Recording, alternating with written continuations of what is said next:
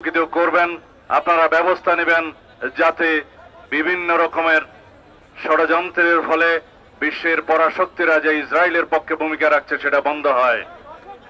তাদেরকে অস্ত্র সরবরাহ যারা করছে তাদেরকে আপনারা বাধ্য করুন ইসরায়েলিদের হাতে যেন মারণাস্ত্র তুলে না দেয়। বিশ্বের সবচেয়ে নির্যাতিত এই এলাকায় যাতে আর কোনো গণহত্যা না হয়।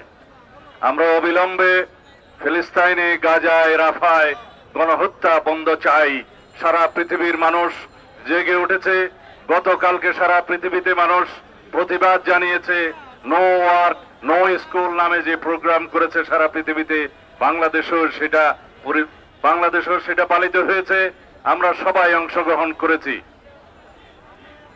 আজকে বাংলাদেশের ছাত্র সমাজের সবচাইতে প্রগতিশীল এবং ঐতিহ্যবাহী ছাত্র সংগঠন বাংলাদেশ জাতীয়তাবাদী ছাত্র দল কর্তৃক সারা দেশের শিক্ষা প্রতিষ্ঠানে যে প্রতিবাদ কর্মসূচি ইসরায়েলি গণহত্যার বিরুদ্ধে, বর্বর আগ্রাসনের বিরুদ্ধে আহ্বান করা হয়েছে, তার সফলতা কামনা করি এবং যারা অংশগ্রহণ করেছেন তাদেরকে ধন্যবাদ এবং কৃতজ্ঞতা জানাই।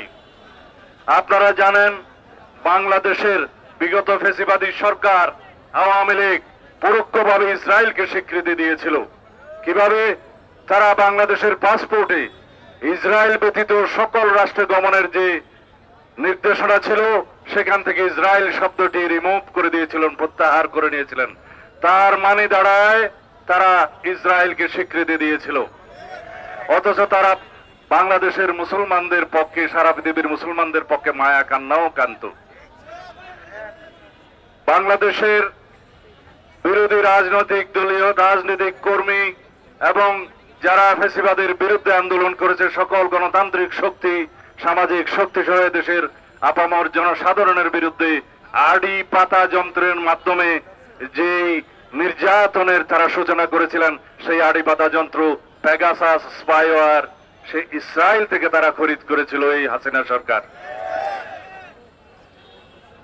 আজকে যেখানেই হাসিনা আশ্রয় নিন না কেন, বাংলাদেশের মানুষ সারা জীবন এই আওয়ামী ফ্যাসিবাদী ইসলাম বিদ্বেষী এই আওয়ামী লীগের বিরুদ্ধে এই ধিক্কার জানিয়েই যাবে যে তারা মুসলিম বিদ্বেষী, ইসলাম বিদ্বেষী, আলেম বিদ্বেষী, সারা পৃথিবীতে ইসরায়েল পন্থীদের সমর্থক ছিল।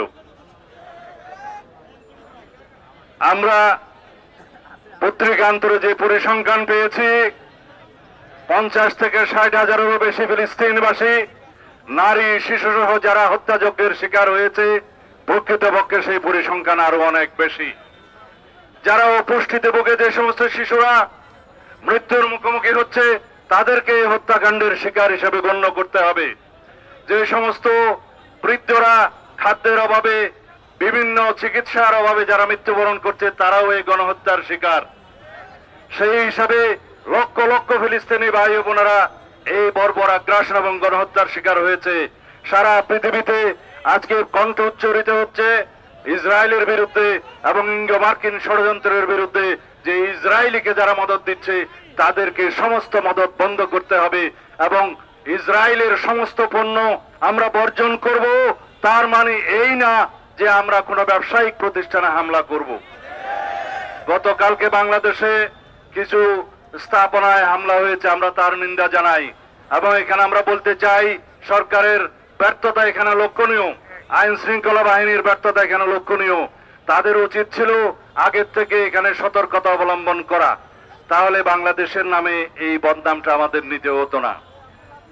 আমি আপনাদের সামনে আজকে এই মুহূর্তে বিএনপির পক্ষ থেকে একটি ঘোষণা দিতে চাই।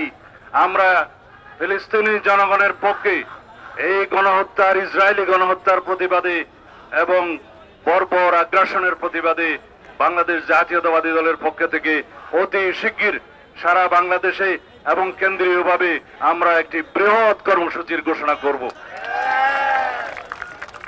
আমরা এদেশের সমস্ত জনগণকে আহ্বান জানাই, পৃথিবীর সমস্ত মুসলিম বিশ্বের যারা মডেল আছেন তাদেরকে আহ্বান জানাই, যারা পরাশক্তির একটি অংশ, যারা মদত দিচ্ছে ইসরায়েলিদেরকে, তাদেরকে আহ্বান জানাই এই মুহূর্ত থেকে গণহত্যা বন্ধ করার জন্য আপনাদের পদক্ষেপ নিতে হবে।